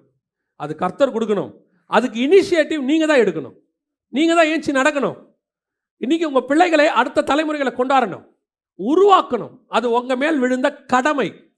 நீங்கள் எல்லாம் கவனிச்சு பாருங்கள், எகிப்திலிருந்து விடுதலையாக்குனது மோசேயுடைய ஒரு பார்ட், அடுத்த தலைமுறைக்கு எழுதி வச்சது 2வது பார்ட். அது செய்யணும். இன்றைக்கி அத்தனை பேரும் இன்னைக்கு உள்ளதில் நீங்கள் கான்சன்ட்ரேட் பண்ணிகிட்டே இருக்கிறீங்க. இப்போ 2025 இவ்வளோ காரியம் நடந்துச்சு, 26 இன்னும் கொஞ்சம் ஆண்டவர் 2 மடங்கு ஆசீர்வதிப்பார். போன 2025 நான் வாடகை வீட்டில் இருந்தேன், 2026 சொந்த வீட்டில் கத்தர் வைப்பார். இதுதான் உங்களுடையதாக இருக்குது. 2025 இப்படி பண்ணார், 2026 ஒரு வேலையில் உயர்வு, 2025 இவ்வளோ சம்பளம் கத்தர் இன்னும் கொஞ்சம் உயர்த்தி தருவார். இது எல்லாமே கூட இத்தோட முடிஞ்சிடும்னு வச்சுக்கோங்களேன். ஆனால் அடுத்து ஒன்று இருக்குது, நெக்ஸ்ட் ஜென்ரேஷன். அதுக்கு நம்ம என்ன செய்ய போகிறோம்? Ministry is very important. அடுத்த தலைமுறைக்கான ஊழியர்கள் இங்கே அவசியப்படுகிறது. நாம் போயிடலாம், ஆனால் நம்ம பண்ண ஊழியம் இங்கே இருக்கணும். நம்ம பேர் கூட போயிடும், ஆனால் நம்ம பண்ண ஊழியத்தின் காரியம் இங்கே நடக்கும். நம்ம பேர் போகட்டும், இல்லாமல் கூட போகட்டும், ஆனால் போட்டு வச்சு போன விதை ஒரு மரமாக முளைச்சிருச்சுன்னா அதுக்கு பின்னாடி வர ஜென்ரேஷன் அதில் உட்காந்து அவன் கனிகளை சாப்பிடும்போது நம்ம பேர் இருக்காது. ஆனால் ஒன்றுமே சொல்லுவான், யாரோ ஒரு புண்ணியவன் போட்டு போனால் இன்றைக்கி இவ்வளோ பேருக்கு நிழல் கொடுக்குது. அதுதான் கர்த்தருடைய ஊழியம். யோசித்து பாருங்கள், இந்த பைபிள் நம்ம கைக்கு வரத்துக்கு யார் யாரெல்லாம் எவ்வளோ கஷ்டப்பட்டாங்க. ஹிஸ்ட்ரி ஒரு சிலருக்கு தெரியும், ஒரு சிலருக்கு தெரியாது. ஆனால் இன்றைக்கி நம்ம கையில் இது இருக்குது, கோடி கணக்கானவங்களை காப்பாற்றிக்கிட்டு இருக்கு. இது ஒரு ஊழியம், யாரோ பண்ண ஊழியம் இன்றைக்கி நமக்கு ஆசீர்வாதமாக இருக்குது. இன்றைக்கி நம்ம இந்த குறைவான வட்டத்தை விட்டு கொஞ்சம் வெளியே வாங்க, சூரச்செடியை விட்டு வெளியே வாங்க. நாம் இங்கே என்ன பண்ண போகிறோம், நம்ம ஊழியம் என்ன, ஏன் செய்ய போகிறோம், அதெல்லாம் பரலோகம் நல்லா பார்த்துக்கோ. ஏன்னா நீங்களும் நானும் இன்னைக்கு ஊழியத்துக்காக அழைக்கப்பட்டவங்கள, இன்னைக்கு அபிஷேகத்தோடு அழைக்கப்பட்டவங்கள, தாயின் கருவிலையே செலக்ட் பண்ணப்பட்டவங்க. நம்ம வேலையை நம்ம சின்சியராக செஞ்சோம்னா நம்ம செய்ய வேண்டியதை ஆண்டவர் செஞ்சுடுவார். ஆனால் இருக்க வேண்டிய பேர்டன் என்ன தெரியுமா? நான் செகண்ட் பார்ட் ஆரம்பிக்க போகிறேன், 2.0 அப்படிம்பாங்க இப்பெல்லாம். அந்த 2.0 ஆரம்பிக்க போகிறேன், 2ஆம் தரம் எழுப்பி நான் இனி ஓட போகிறேன், பிரயாணம் பண்ண போகிறேன். என் பிரயாணம் வெகு தூரம். எங்கே வரைக்கும்? பரலோகம் வரைக்கும் என் பிரயாணம் இருக்கிறது. என்னுடைய ஊழியம் அங்கே வரைக்கும் இருக்கு. உன்னதங்களில் உள்ள துரைத்தனங்கள் வரைக்கும் நாங்கள் போக போகிறோம். இந்த தாட்டோட நீங்கள் ஓட ஆரம்பிச்சிட்டிங்கன்னா, உங்களுக்கு ஒரு காரியத்தை சொல்லி நான் முடிக்கிறேன். எந்த ஏசபேலும் உங்கள் தலையை வாங்க முடியாது, யாரும் உங்களை கீழே தள்ள முடியாது. உன் உயிரை வாங்கன்னு அவங்க சொன்னாங்கல்ல, சொன்னவங்க சாவாங்களே ஒழிய, சொன்ன யாரை பார்த்து சொன்னாங்களோ அந்த எலியா சாகவே இல்லை. அவன் மேகத்தில் ஏறி மேலே போய்விட்டான், சுழல் காற்றில் ஏறி மேலே போயிட்டான். அல்லேலூயா. இதுதான் கர்த்தர் நமக்கு பண்ற வாக்குத்தத்தம். உங்களை சுற்றி இருக்கிறவங்க யார் வேணா என்ன வேணா சொல்லட்டும், நீ உன் பிரயாணத்தில் ஓடிக்கிட்டே இரு. உன் பேர்டன் முழுக்க அடுத்த ஜென்ரேஷனை பற்றி இருக்கட்டும். இப்போ செய்யணும், இப்போ இருக்க ஊழியத்தையும் கரெக்டாக செய்யணும். அடுத்த ஜென்ரேஷனை பற்றின பேர்டன் வந்துக்கிட்டே இருக்கணும். என்ன பண்ணுவோம்? கர்த்தருக்காக ஜீவனை கொடுக்கணும்னு வந்துட்டோம். நீங்களும் நானும் எவ்வளோ தூரம் ஒரு விஷனோட இருக்கணும். அந்த விஷனரி இஸ் வெரி இம்பார்ட்டன்ட். போகும்பொழுது ஒரு மரம் கிளை விட்டு கனி விட்டுட்டு தான் போகணும். அப்போ தான் அந்த மரத்துக்கு மரியாதை. கிளை விடாத மரத்துக்கு மரியாதை கிடையவே கிடையாது. அது எங்கேயோ காட்டுக்குள்ளே வளர்ந்து கிடக்கும். எல்லாரும் சொல்லுவாங்க, பெரிய மரம், உயர மரம் எல்லாம் சொல்லுவாங்க. ஆனால் கிளை விட்டு கனி விட்டுட்டு போகிற மரத்துக்கு தான் எப்பவுமே மரியாதை ஜாஸ்தி. நீங்கள் போகும்போது சுற்றி நின்று சொந்தக்காரங்க 10 பேர் அழுகிறத விட 4 ஊழியக்காரன் அழுதானா அது பெரிய ஆசீர்வாதம். நான் அப்படி தான் நினைப்பேன். நம்ம போகும்பொழுது வருகை தாமதிச்சா போகும்போது சுற்றி 10 சொந்தக்காரங்களாம் ஐயோ போயிட்டேன்றதை விட 4 ஊழியக்காரன் எங்களை உருவாக்குனாரு, எங்களுடைய மென்டர் ஒருத்தர் போறாருன்றால அதான் இருக்கிறதுலே பெரிய ஆசீர்வாதம். அல்லேலூயா. நம்முடைய 2.0 2வது, நீங்கள் இனி எழுந்து பிரயாணம் பண்ணு. நீ போக வேண்டிய தூரம், சுற்றி இருக்கிறதெல்லாம் உதறி தள்ளிட்டு போயிட்டே இருங்க. அவன் பேசுகிறான், இது நடக்குது, அது நடக்குது. யார் இருந்தா யார் போனா என்ன? நம்முடைய ஓட்டம் வேற. நாம் வேறக்கு அழைக்கப்பட்டவர்கள், கர்த்தரால் முன்குறிக்கப்பட்டவர்கள். 2026 கர்த்தர் நம்முடைய ஓட்டத்தை ஜெயமாய் மாற்ற போகிறார். அல்லேலூயா. நாம் ஜெபிக்க போகிறோம். எழுந்திரிக்கலாமா நம்ம தேவ சமூகத்தில்? ஆண்டவர் கொடுக்கிறதான வாக்குத்தத்தம். படுக்காத, எழுந்து நட. நீ பண்ண வேண்டிய பிரயாணம் வெகு தூரம். சோர்ந்து போகாதீங்க, உடஞ்சி போகாதீங்க. பழைய காரியங்களை நினச்சி, ஃபெயிலியர்ஸை நினச்சி யோசிக்காதீங்க. அது முன்னானவைகள், அது போச்சு, பாஸ்ட் டென்ஸ். அது இறந்த காலம். Just forget about it. அது விட்டுருங்க, அது விடுங்க. அது கர்த்தர் உனக்கு முன்னாடி வேறொன்று வச்சிருக்கிறார். உனக்கு பின்னாடி ஏசபேல், உனக்கு பின்னாடி ஆகாப், இதெல்லாம் உன் பின்னாடி இருந்து உன்னை துரத்துச்சு. ஆனால் உனக்கு முன்னாடி எலிசா, அடுத்த ஜென்ரேஷன். உனக்கு முன்னாடி கர்த்தர் மேகத்தை வச்சிருக்காரு, சுழல் காற்று, அக்கினி ரதம். உனக்கு முன்னாடி வச்சிருக்கிறது பெருசு, ஸ்பிரிச்சுவல் வேற. நீ சும்மா இவங்களோட உட்காந்து ஓடிக்கிட்டு இருக்காத, ஆகாப்போட ஏசபேலோட ஓடிக்கிட்டு இருக்காத. இந்த இன்டர்னல் பாலிடிக்ஸோட ஓடாத. எங்கள் அக்கா பேசினா, என் தம்பி பேசினா, எங்கள் கூட இருக்க சக ஊழியர் பேசினாரு, எவன் பேசினாலும் தூக்கி சவுளை போல காது கேளாதவனை போல தூக்கி போட்டு போயிட்டே இரு. கூட வேலை பார்க்குறவன் அதை சொன்னா, நீ அவங்களுக்கு ஈக்குவலானவனே கிடையாது. முதல்ல அது தெரியணும் உனக்கு. நீ எலியா, கர்த்தரால் அபிஷேகம் பண்ணப்பட்டவன், கர்த்தருக்கு முன்பாக நிற்கிறவன். உங்ககிட்ட பலகீனம் இருக்கட்டும், அது உனக்கும் கர்த்தருக்கும். ஆனால் உனக்கு முன்னாடி கர்த்தர் வச்சிருக்கிற அபிஷேகம் வேற. நீ ராஜாக்களையும் ஆசாரியர்களையும் அபிஷேகம் பண்ணப்பட வேண்டியவன். உன் மேல கர்த்தர் கொடுத்திருக்கிற அபிருதமான அபிஷேகம் வேறு. சில உபதியாக்கள் உன்னை கெடுக்க பார்ப்பாங்க, சில ஏசபேல்கள் பயமுறுத்த பார்ப்பாங்க, சில சாரிபாத் விதவியின் வீடு உன் அத்தாரிட்டியை குறைக்க பார்க்கும். கர்த்தருக்கு முன்பாக நிற்கிற நான் இதை விடவே கூடாது. I am standing in front of the God. கர்த்தர் உன்னை கொண்டு சொல்லுகிறார், நட, உன் கூட நான் நடக்கிறேன், உன் கூடவே நான் வருகிறேன். முன்பாக போய் கோணநாளவைகளை செவ்வையாக்குகிறேன், கதவுகளை உடைக்கிறேன், தாப்பால்களை முறிக்கிறேன், உனக்கு திறந்த வாசலை நான் வைக்கிறேன். நீ நடக்க மட்டும் செய், முன்னாடி இருக்கிறது எல்லாம் நான் பார்த்துக்கிறேன்னு கர்த்தர் சொல்றாரு. பின்னானவைகளை விடு, பழைய ஃபெயிலியர்ஸை மறந்துருங்க, விட்டு தள்ளுங்க, அது போனா போட்டோம். ஃபெயிலியர்ஸ் இல்லாதவங்க உலகத்தில் யாருமே கிடையாது. ஆபிரகாம் லிங்கன் மாதிரி ஃபெயிலியர் ஆனவங்க யாருமே இல்லை. பைபிளில் 2வது சான்ஸ் வாங்காதவங்க யாருமே இல்லை. எல்லாருக்கும் 2வது சான்ஸ் கிடைச்சிருக்கு. அந்த தேவன் தான் உங்களுக்கு சொல்றாரு, எழுந்து நட.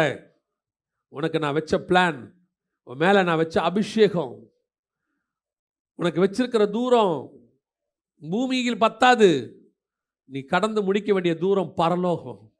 உன்னதங்களில் உள்ள அதிகாரத்தில் போய் நீ உட்காரணும். இப்போ உங்களை யோசிச்சு பாருங்க.